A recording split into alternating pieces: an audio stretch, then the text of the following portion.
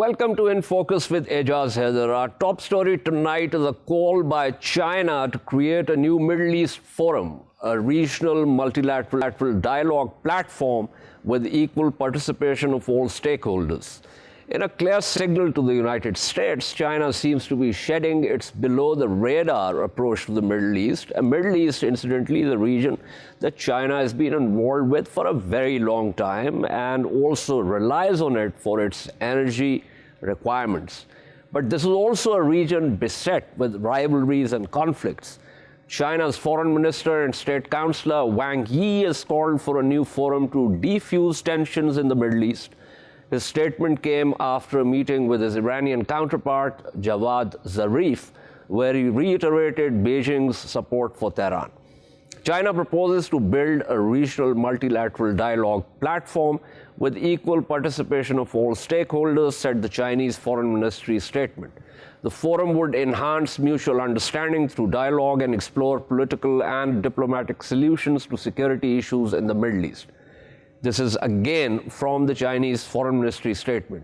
Mr. Wang said support for the nuclear deal negotiated by the Obama administration but abandoned by President Donald Trump would be a precondition of entry to the forum. For West Asia and Middle East watchers, this is a very significant development. It seems to indicate that China is prepared to act as a big power to deal with the many fault lines in the region. It must be remembered that China has cordial relations with Saudi Arabia, the main rival of Iran, with whom Iran has been locked in an acrimonious relationship because of the war in Yemen, Iranian influence in Iraq, and Saudi support for U.S. sanctions on Tehran. So let's get down to business with our panel of experts. We are joined by Tangen, a writer and commentator on political and economic affairs, joins us from Beijing.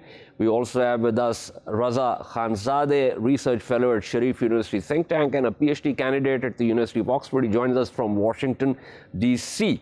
Let me begin with Mr. Tangen here.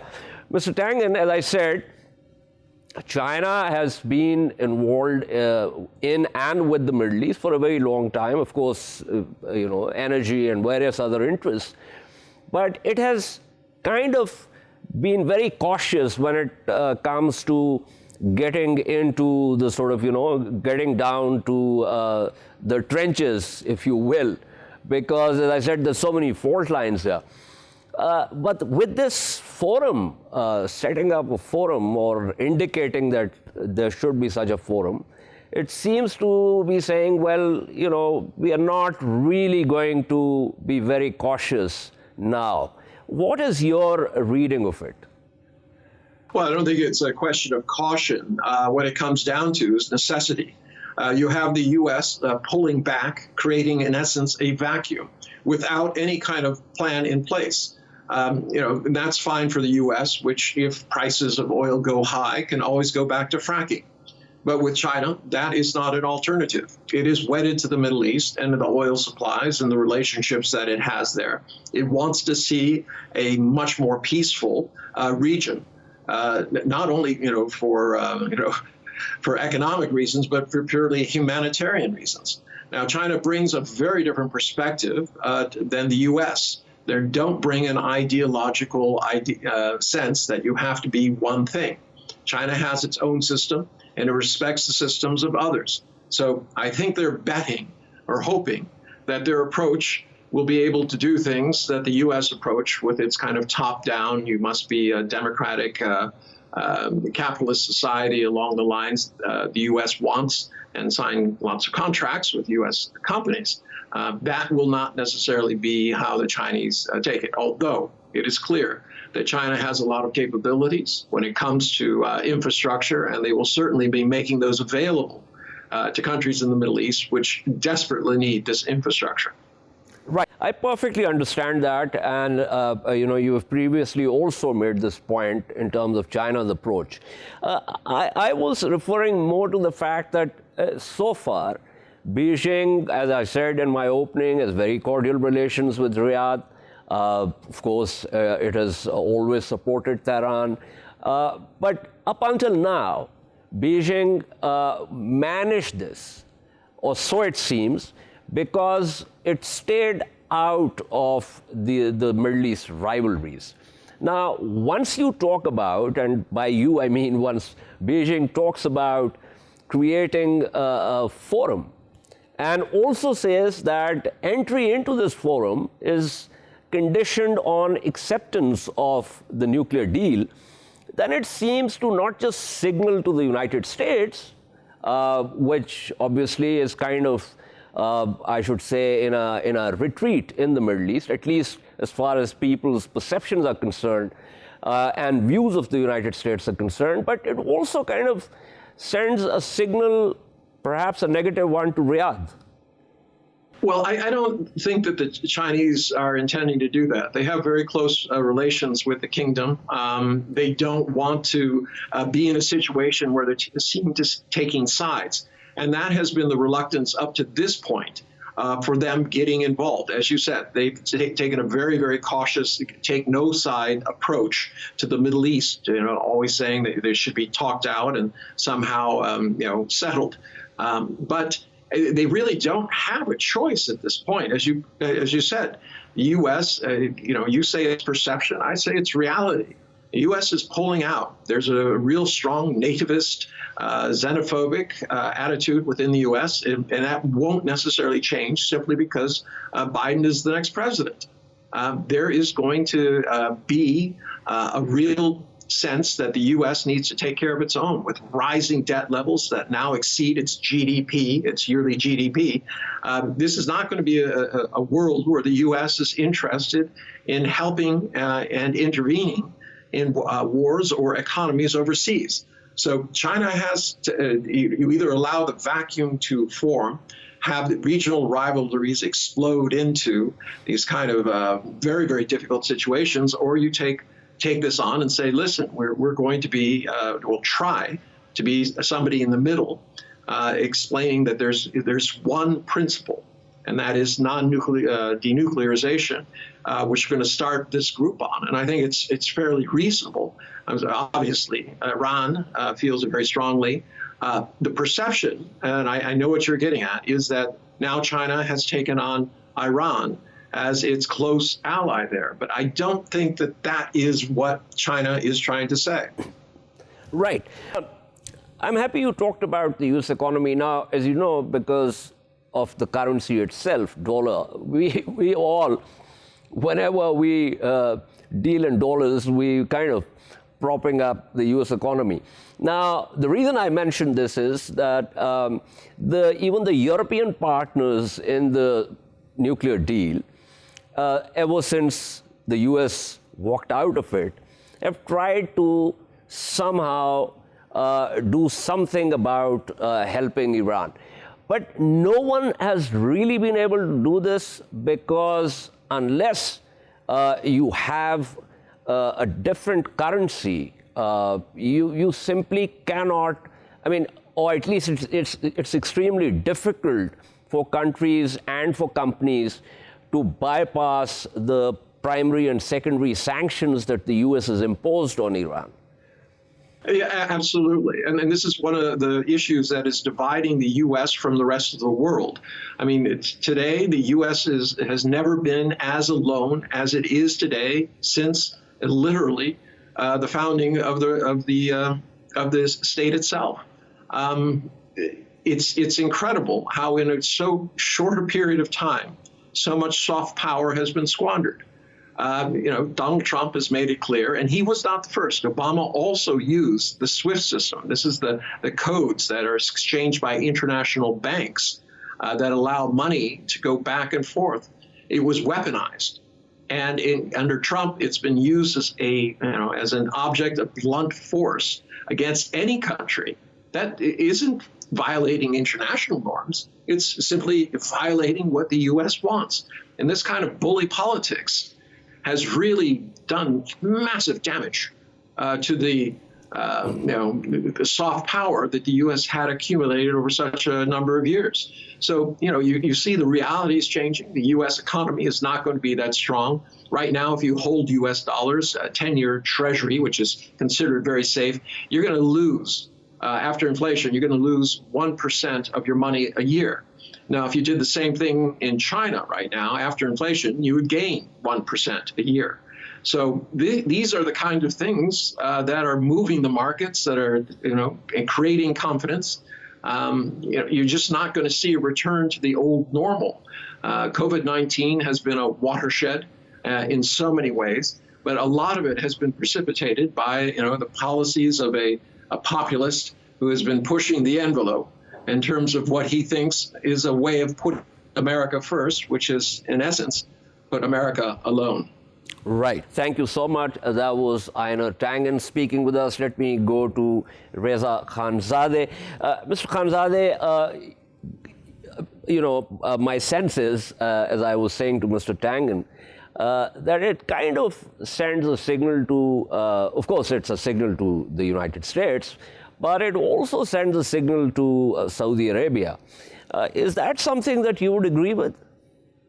Yes, I would to an extent.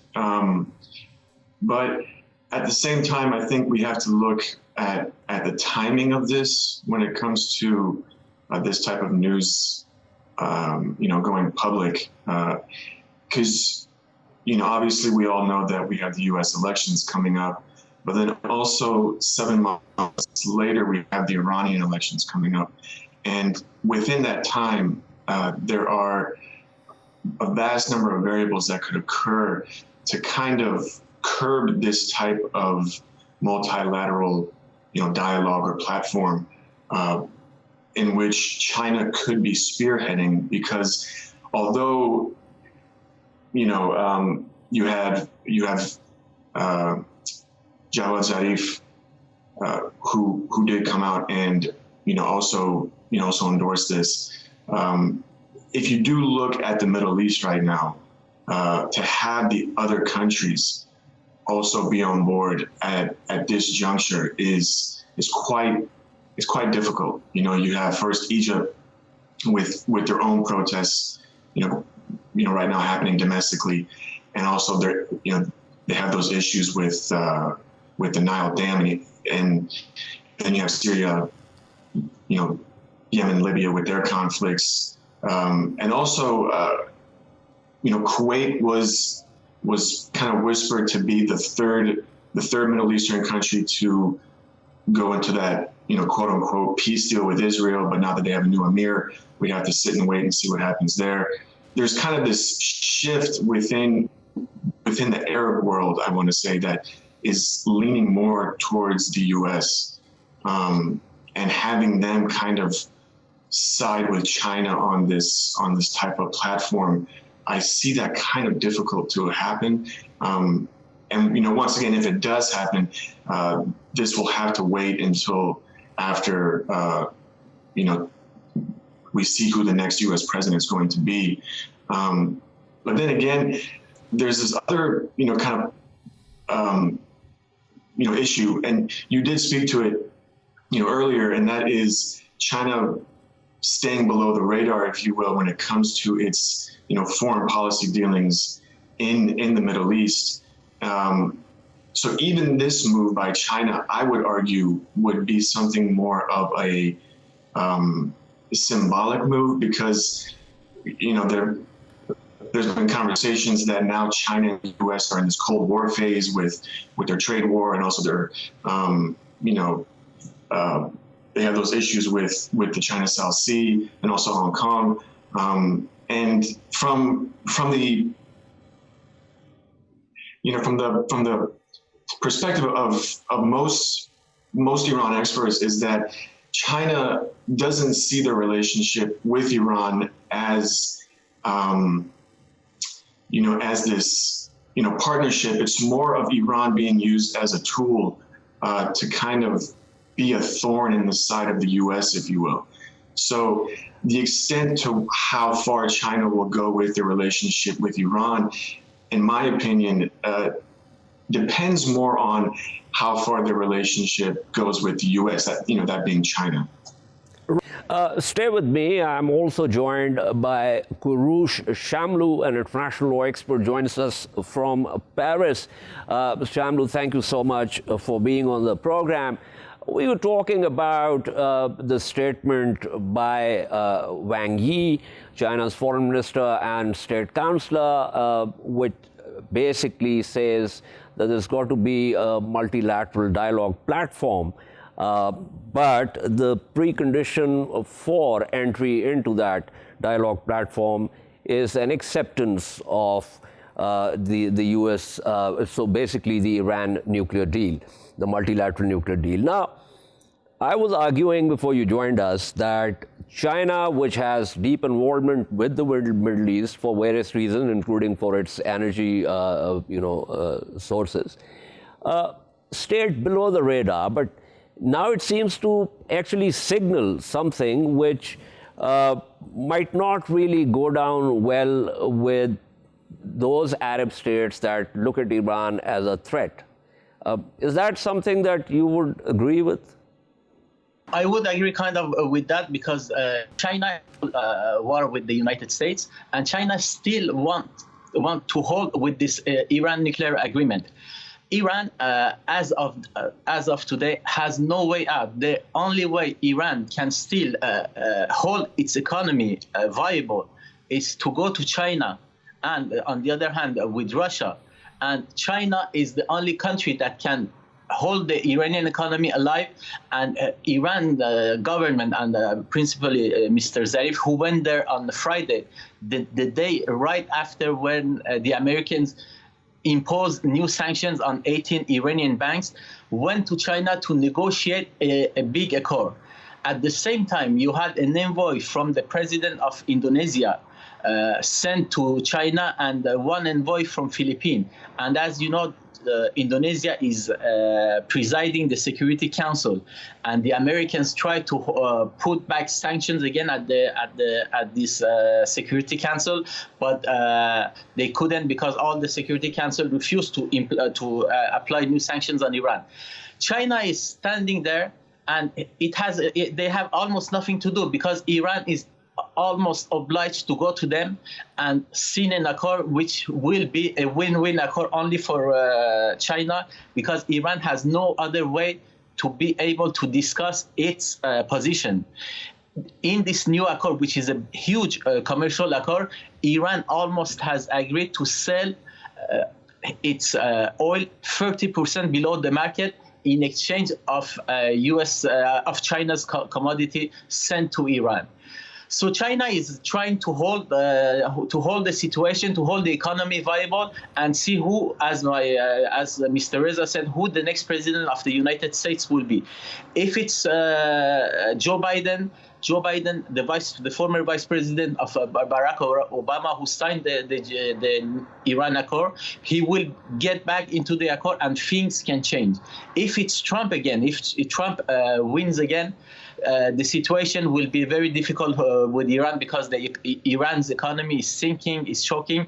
They can't do anything. And European countries, European banks do not work with Iran at all. It's not they don't want to work. It's because they are scared to work with Iran, because the American can come, even European companies can fine on them and gives penalty to them. That's because I agree with you. That's because of the sanctions. It's a web, intricate web, and obviously it sucks in even entities that are not American but have businesses in the United States, and things get routed through the American banks.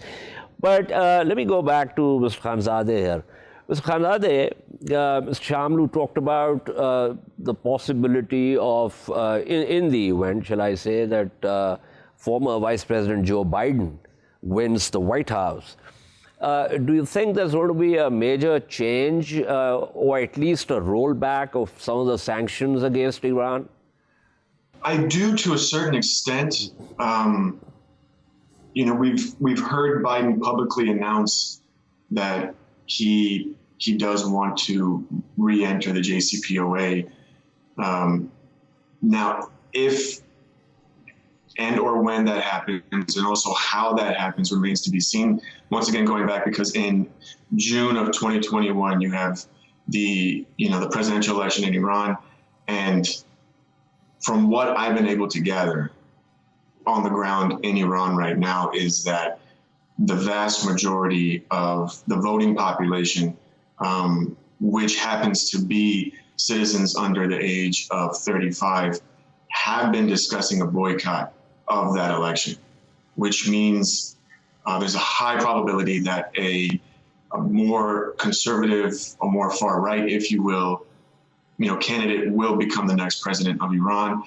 And even if Biden does become president, I don't really see a clear path to where they will have an easy re-entry to the JCPOA without having to give up concessions. That's an interesting thought. I've also almost run out of time, so let me quickly go back to Mr. Shamlou here because he is the international law expert. Mr. Shamlou, is it possible for, assuming we're talking Biden presidency, that the United States doesn't enter the JCPOA again because there are obvious other technicalities perhaps or snags, but stays outside its UN resolution mandated multilateral agreement and supports it, and also rolls back the sanctions that President Trump slapped on Iran. Now, is that a scenario that you think is plausible?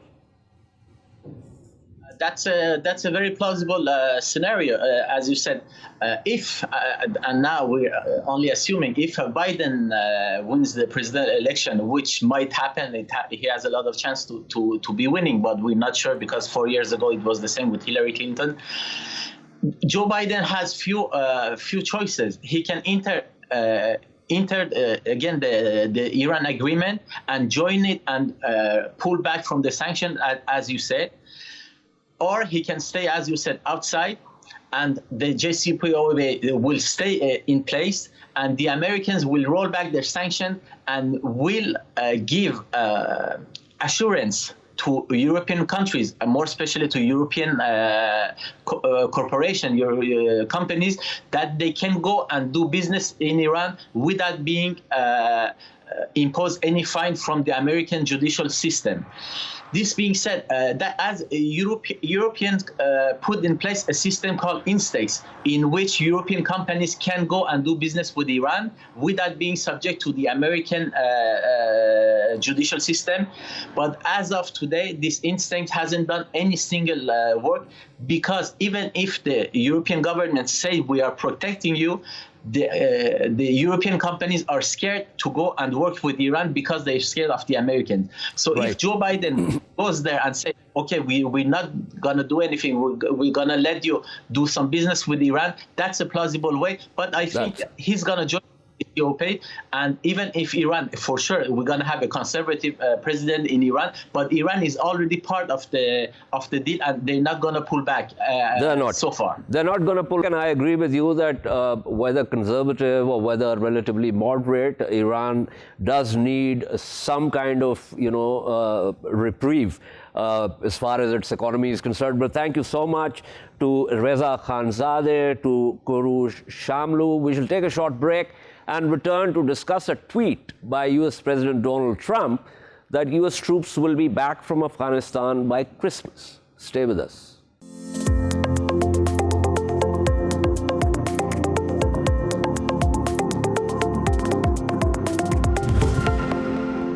Welcome back to In Focus. We now move to discuss a tweet by US President Donald Trump last week that read, and I quote, "We should have the small remaining number of our brave men and women serving in Afghanistan home by Christmas."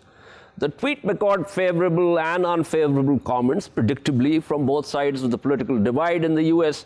But apparently, it also caught the US military by surprise. The New York Times reported that senior military officials say they have received no orders to go below the 4,500 limit by November. The paper also said that Trump's talk of full withdrawal didn't match military reality on the ground. To discuss this further, we're joined by Dr. Schroeden, Director of CNS Center for Stability and Development. We also have with us Mariam, who is an analyst and also activist. And we shall also be joined by Raheem Yousufzai, who is resident at the News. Dr. Schroeden, this is now becoming kind of what's the word I'm looking for? It's kind of becoming a joke. And the reason I say this is that General Mark Milley said to National Public Radio, basically dismissing the National Security Advisor's announced troop cuts in Afghanistan. And I quote from what he said, Robert O'Brien or anyone else can speculate as they see fit. I'm going to engage in the rigorous analysis of the situation based on the conditions and conversations with the president, unquote. How can there be so much of disconnect between the Chief of Staff, Chairman Joint Chiefs of Staff, and President's National Security Advisor? Yeah, it's a good question, and it sort of highlights, I think a broader messiness that the U.S. has in its politics and with respect to some of its policies right now, and Afghanistan is just one example of that. What General Milley seemed to be somewhat upset about in his interview with NPR yesterday was that the National Security Advisor, Robert O'Brien, appears to have gotten out ahead of decisions with respect to future troop reductions in Afghanistan. So as you said, he came out about a week ago and said that after the elections, sometime early next year, presumably, the U.S. would draw down from about the 5,000 or so troops that it has now to 2,500. And that sort of, that comports with the president's tweet, or at least in so much as the president continues to express a desire to get all U.S. troops out of Afghanistan sooner rather than later. But clearly that decision has not been formally made inside the U.S. government, or else you wouldn't have seen Milley push back on it like that. So I think that Milley's comments really indicate that the U.S. doesn't have a firm timeline for when it's going to draw down its troops, despite what the National Security Advisor may have said. Milley was quite clear that in his view, it continues to be a conditions-based drawdown. Ambassador Khalilzad, who's obviously in charge of the U.S. role for the talks and working with both sides in Doha, has maintained the same talking point, that it will be a conditions-based drawdown. So, the president can tweet his intention, his desires. I wouldn't read that as policy, and it looks here like the National Security Advisor's comment was also not a firm decision. And so the takeaway, I think, is that the U.S. is still largely, at least from the State Department and Defense Department point of view, executing a conditions-based approach to all of this. While you were speaking, I actually found your tweet in which you said, in case you were wondering how cohesive and stable U.S. policy on Afghanistan is, here's the chairman of the Joint Chiefs openly dismissing the National Security Advisor. Okay, great. Let me go to Mariam Wardak. Ms. Wardak, let me just read a tweet thread by Mujib Mashal and then get your view on the way he's portraying the situation and whether you agree with that. He says the next month or so of fighting will be decisive in many ways. The Taliban, if recent years is any indication, will likely go for morale boost missions at the end of the season as the cold sets in to carry their fighters during the relative winter lull. The Afghan forces, despite very high casualties and working with little to no U.S. air power since U.S. Taliban agreement, have done well to deny the Taliban any major gains this year. But it's been a draining year of fight, and they will be tested quite hard in coming weeks. Even if the negotiations result in significant violence reduction now, it falls during winter, period of relatively reduced violence anyway. But that makes winter months that crucial to focus squarely on negotiations, a political settlement that avoids another spring of war. Now, is this an assessment that you would broadly agree with? I do agree with it. Recently, as I've been in Afghanistan, I've noticed that there has been an increased violence all throughout the provinces, and even in Kabul, there has been an increase in insecurity. I believe that both the Afghan National Defense Security Forces and the Afghan Taliban are approaching this in an unhealthy manner. If we are at talks, we both need to reduce violence. And now that we've seen the past few years, there has been never a reduction in the winter and violence due to the little amount of snowfall. Usually the fighters take a break because of the climate. However, we haven't seen that in several years, so I don't think that there will be a reduction even in the winter. And I think that we, as a community, need to approach this in a different manner. When we reflect on the U.S. policy, I think that all of this is regarding the elections. I don't think that the U.S. troops will pull out. I think U.S. policymakers do find Afghanistan a potential threat for the future if there is no condition base. I think that we need to understand all of the strides that we made in the region and internationally by reducing the number of active terrorists in Afghanistan could possibly pose as a threat in the future if this time we don't take precautionary measures. And the precautionary measures is to have international troops in Afghanistan until all foreign fighters have left and until the Afghan Taliban have reintegrated into the Afghan society. Right.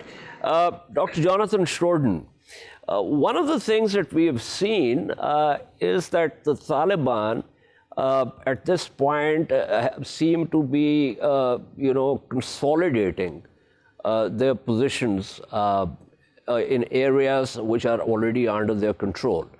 So perhaps the strategy seems to be that before they try and gain more ground, they want to be really entrenched. And this is not just about military entrenchment, but also what kind of services they can provide to the populations in the areas that they control, which is a classic sort of, insurgent force methodology, especially when it's about to, or thinks that, it's about to win. Is that something that you would agree with? Yeah, I think that's right. I mean, the Taliban have been consolidating their positions mostly in rural areas that they control.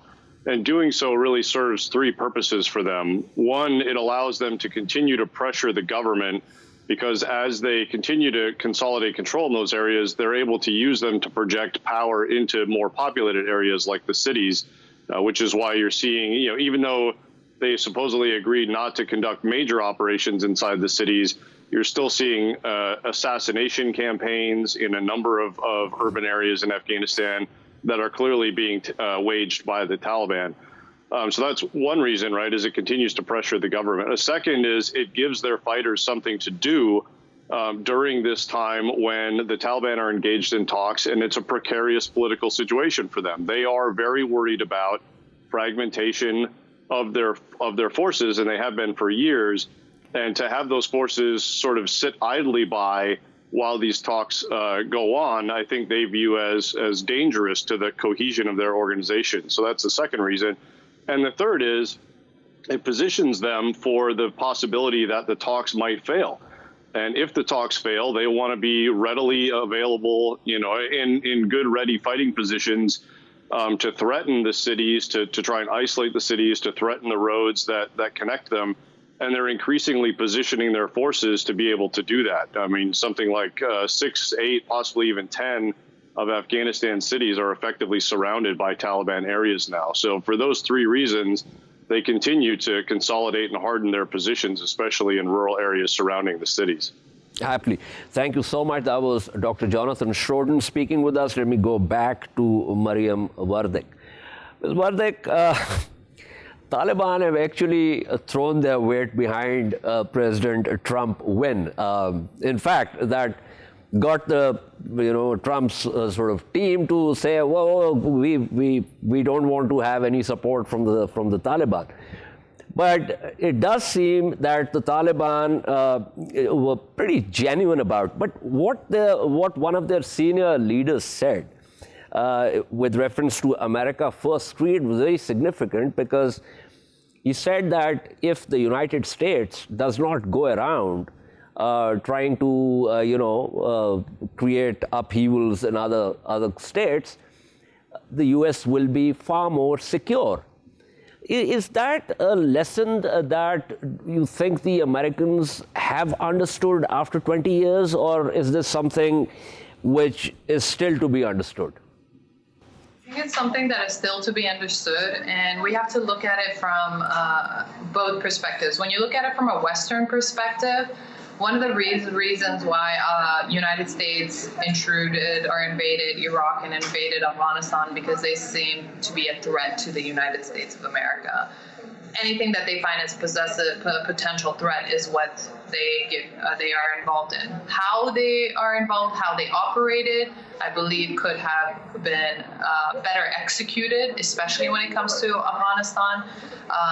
The many of American operations and international operations in Afghanistan has created a hatred among the Afghan people because of the massive amounts of bombings and the lack of information that they had, accusing certain families and individuals to be a part of certain insurgencies and wrongfully accused.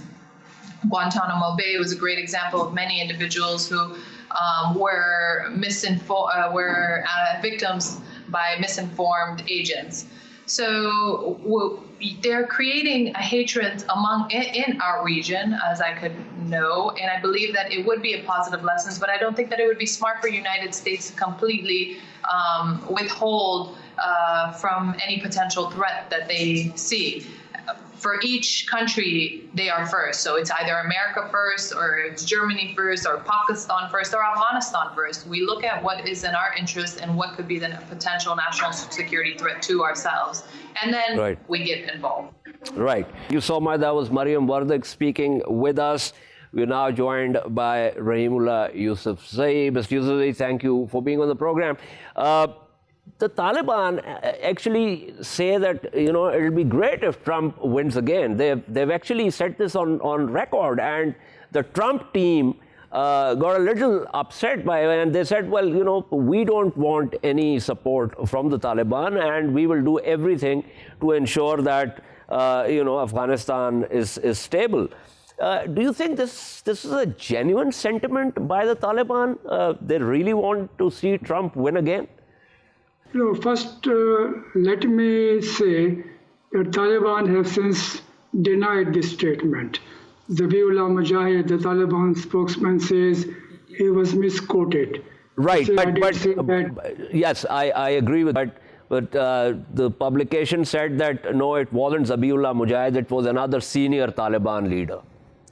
Yes, but the Taliban spokesman says that he is supposed to be the official spokesman and he's denying it. But let me say, yes, I believe Taliban, even if they don't say it publicly, they will like Trump to win because they made an agreement with Trump.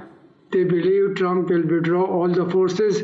They also believe that Trump will implement this policy if he returns to power. So I think in a way they wish that Trump will win.